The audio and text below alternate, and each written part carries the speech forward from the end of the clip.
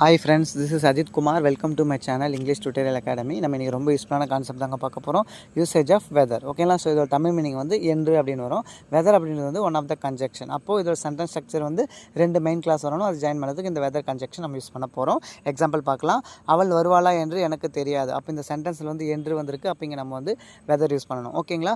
I don't know whether she comes. இங்கே வந்து ரெண்டு சப்ஜெக்ட் வந்திருக்கு. அப்போயும் நம்மளுக்கு தெரிஞ்சிருக்கணும். இங்கே வந்து ரெண்டு கம்ப்ளீட் சென்டென்ஸ் நம்ம யூஸ் பண்ணணும். ஓகேங்களா ஃப்ரெண்ட்ஸ்? ஸோ ரெண்டாவது சென்டென்ஸ் பார்க்கலாம். ரெண்டாவது சென்டென்ஸ் வந்து ரொம்ப யூஸ்ஃபுல்லாக இருக்கும். அவர்கள் பிரியாணி சாப்பிட்றார்களா என்று எனக்கு தெரியாது. ஓகேங்களா? அவர்கள்னு வந்திருக்கு, எனக்குன்னு வந்திருக்கு. அப்போது ரெண்டு மெயின் கிளாஸ் வந்திருக்கு.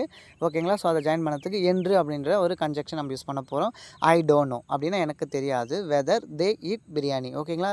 தே ஈட் பிரியாணி அப்படின்னா அவர்கள் பிரியாணி சாப்பிட்றார்கள். வெதர் அப்படின்னா என்று, எனக்கு தெரியாது அப்படின்னா ஐ டோன்ட் நோ. ஸோ ஓகேங்களா? எப்படி பார்த்தாலும் நம்மளுக்கு வந்து கான்செப்ட் அண்டர்ஸ்டாண்ட் ஆகிற மாதிரி இருக்கணும். ஓகேங்களா? ஸோ கான்செப்ட் புரிஞ்சிருக்குன்னு நான் நம்புகிறேன். ஸோ வீடியோ பிடிச்சிருந்தா லைக் பண்ணுங்கள். ஓகேங்களா? Thank you so much.